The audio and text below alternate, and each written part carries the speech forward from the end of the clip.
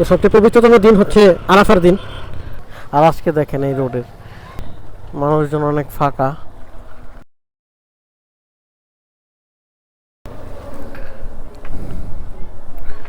আসসালামু আলাইকুম রহমতুল্লাহ। আশা করি সবাই ভালো আছেন। আমি ভালো আছি। তো আজকে জিলহজ মাসের 9 তারিখ, আগামীকাল ইনশাআল্লাহ পবিত্র ঈদুল আজহা।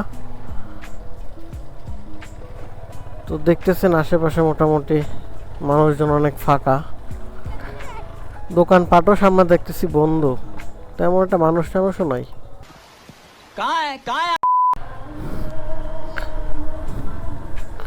কালকে ঈদের দিন মোটামুটি অনেক মানুষই খালি হয়ে গেছে।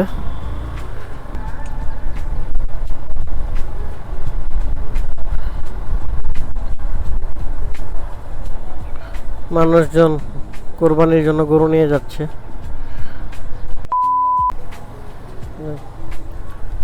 এটা হচ্ছে আমাদের হসপিটাল রোডটা থাকে বিজি।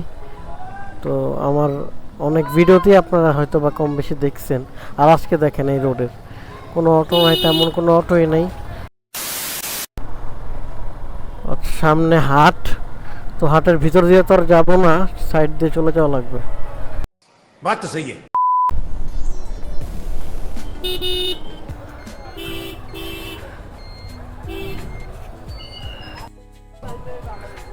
গরু কেনা বেচা চলতেছে, দরদাম। ভিতরে খুব সম্ভবত ছাগলগুলার হাট, ছাগলগুলার জন্য বসাইছে।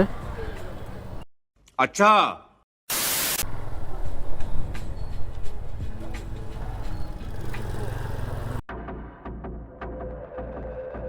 হর্নও দেয় না, কিভাবে সাইড দিয়ে এসে ঢুকে দিল। আগামীকাল ঈদুল আজহা, তো আজকে আরাফার দিন। তো যতটুকু জানি যে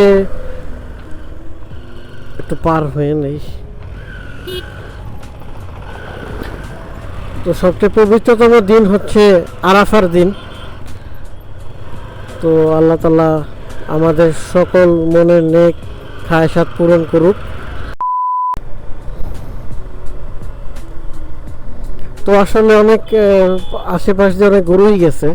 তো আসলে গরুর দামটা আসলে জিজ্ঞেস আমি তেমন একটা করি নাই, কারণ আমি এটা বেসিক্যালি পছন্দ করি না তেমন একটা। কারণ কোরবানিটা আল্লাহর নামে, তো আল্লাহর জন্য কোরবানিটা দেওয়া।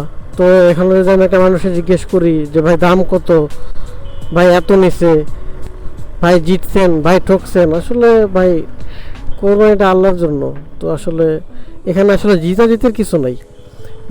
আল্লাহ তাআলা যাদেরকে কোরবানি দেওয়ার সক্ষমতা দিয়েছেন, আলহামদুলিল্লাহ, আমি মনে করি যে তারা সবাই আসলে জিতে গেছে। शाबाश बेटा, बहुत बढ़िया मुन्ना।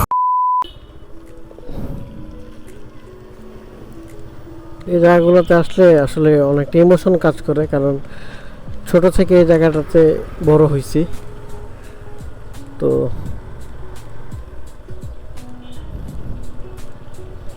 এই এলাকাটাতে আমার বেড়ে ওঠা।